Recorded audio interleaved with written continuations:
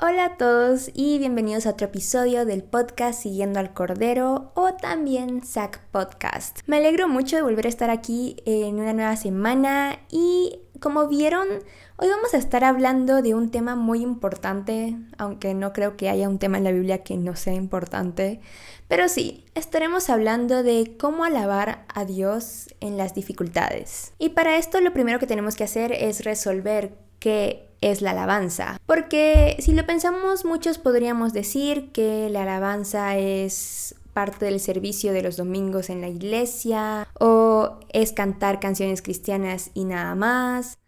Pero eso no es verdad. Alabar al Señor implica muchas cosas, desde entender que la alabanza es para Él y no para nosotros. Implica entender que Él merece alabanza por quien es y no por lo que hace o no hace. Y también implica comprender que para alabar a Dios de una forma honesta, en espíritu y en verdad, una de las cosas que tenemos que hacer es involucrar el corazón.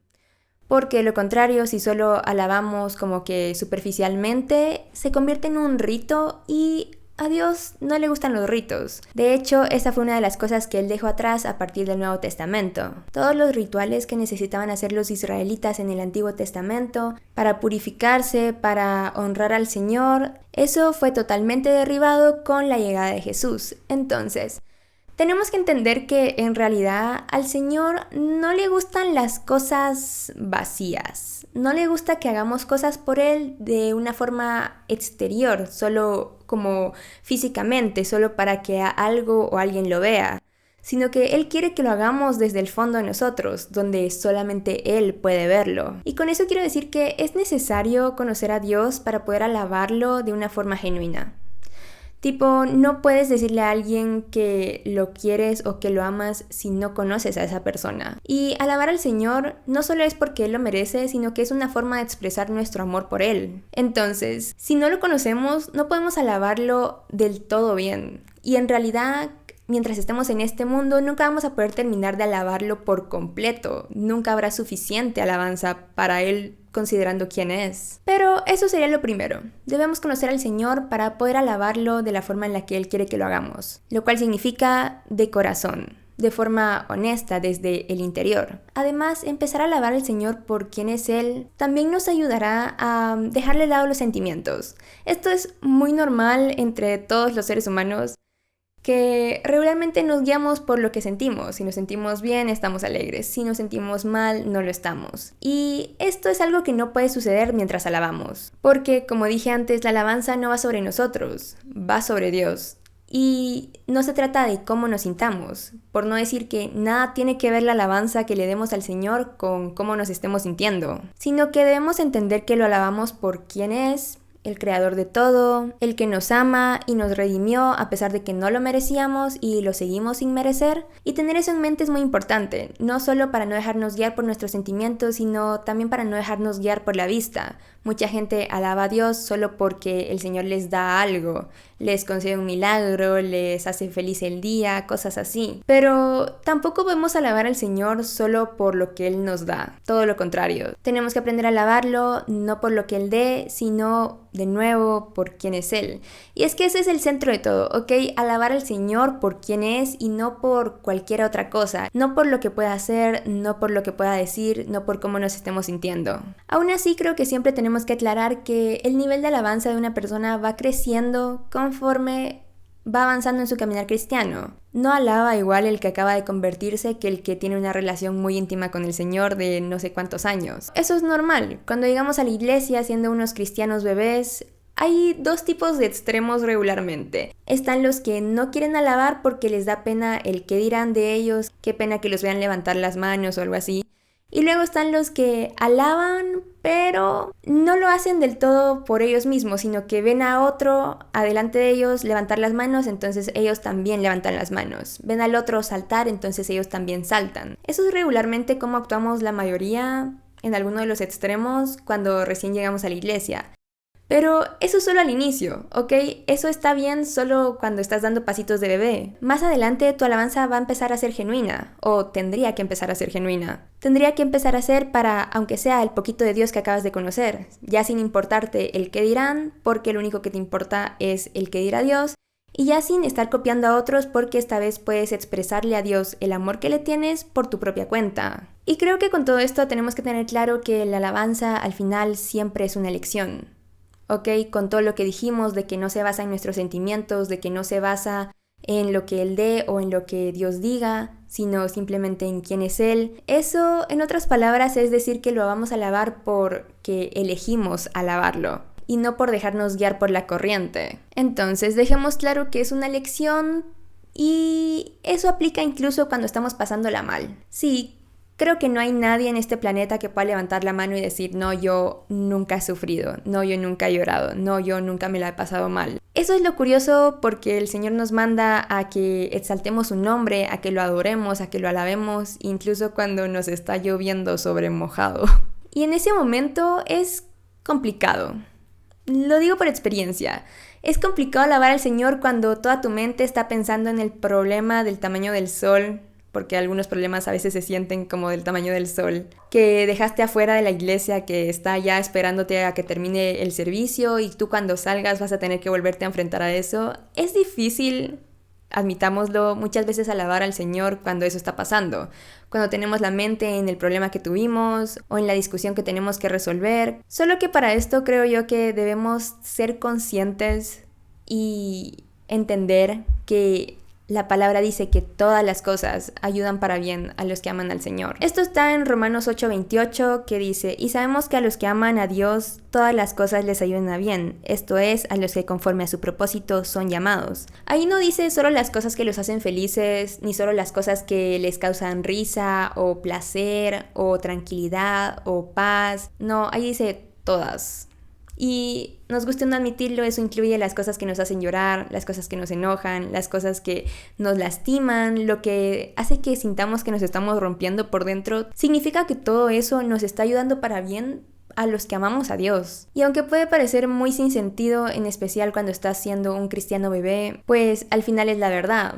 El Señor es bueno, Él no tiene maldad, Él no tiene oscuridad. De hecho, dice que se disfraza de tinieblas, así que el Señor está metido aún en nuestras dificultades. Y si algo he descubierto es que todo lo que pasamos, sea placentero o displacentero, es precisamente para que nos postremos ante Él. En el placer y en el dolor, Él quiere eso, Él quiere que dobleguemos nuestra voluntad, que nos postremos a los pies de su cruz, que rindamos nuestro corazón, nuestros pensamientos y que simplemente nos demos a Él. Entendiendo que el propósito de Dios es que lo busquemos aún en las dificultades, entonces eso quiere decir que incluso las dificultades son buenas para nosotros, porque no hay nada mejor que acercarnos al Señor. Y digo esto porque hace muy poco escuché una prédica de Sixto Porras donde él contaba que unos años atrás se había metido en una estafa básicamente. Lo habían estafado, había perdido mucho dinero y él estaba preocupadísimo hasta donde ya no podía.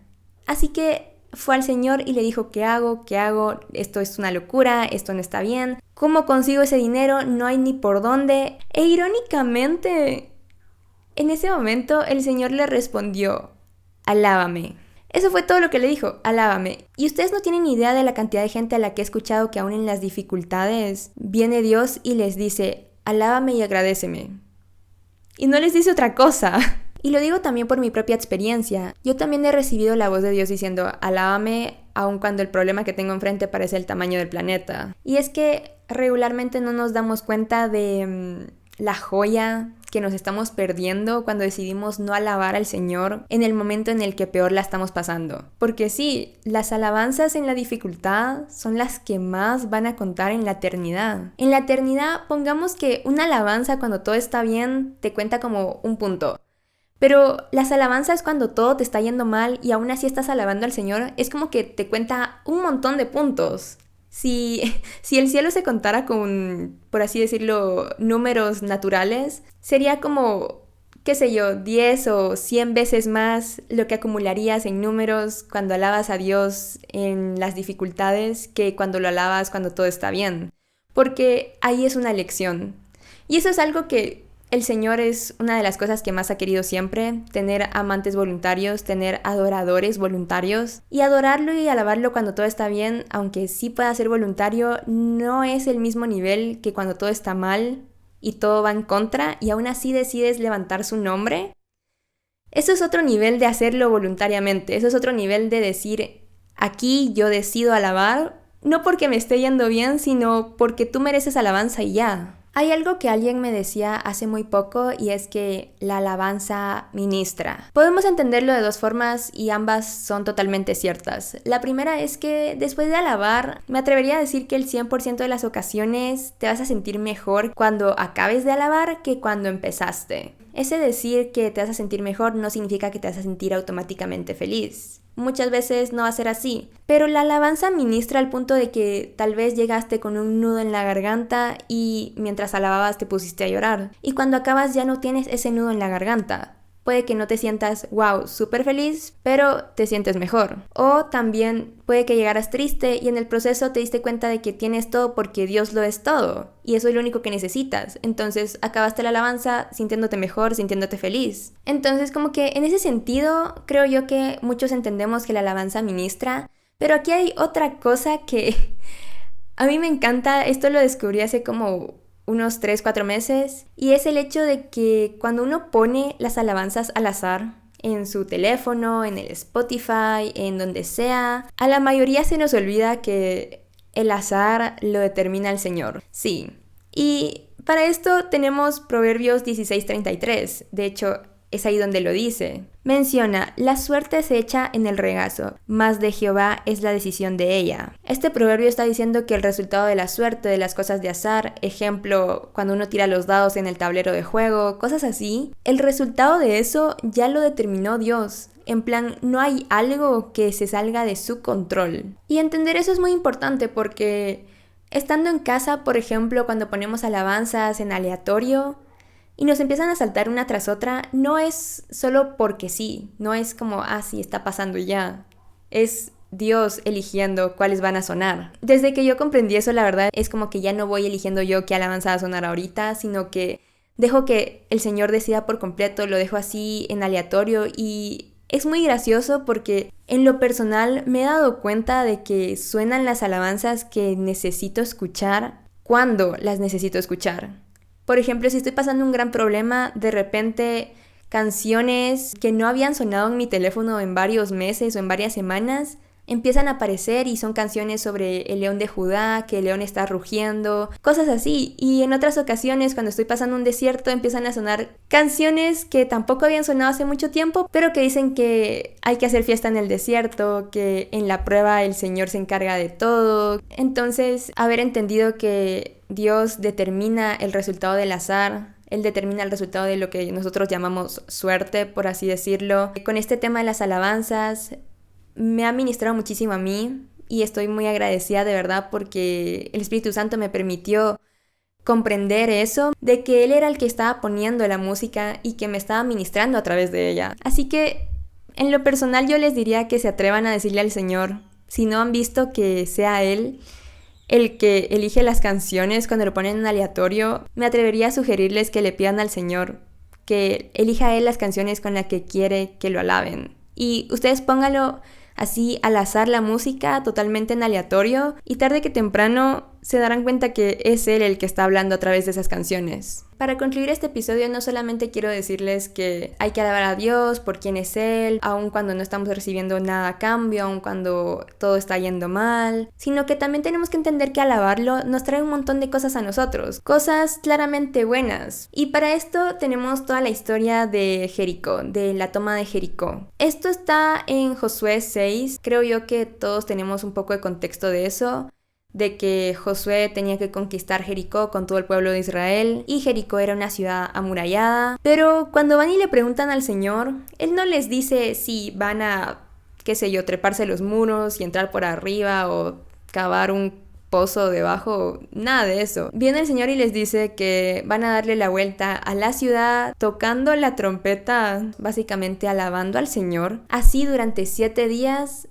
para que cuando lleguen al séptimo día peguen todos el grito y al final Él les entregará esa ciudad en su mano. Podemos leerlo en Josué 6, como dije, pero serían los versículos del 2 al 5. Dice: Mas Jehová dijo a Josué: Mira, yo he entregado en tu mano a Jericó y a su rey con sus varones de guerra. Rodearéis pues la ciudad todos los hombres de guerra, yendo alrededor de la ciudad una vez, y esto haréis durante 6 días. Y 7 sacerdotes llevarán 7 bocinas de cuernos de carnero delante del arca, y al séptimo día daréis 7 vueltas a la ciudad, y los sacerdotes tocarán las bocinas. Y cuando toquen prolongadamente el cuerno de carnero, así que oigáis el sonido de la bocina, todo el pueblo gritará a gran voz, y el muro de la ciudad caerá.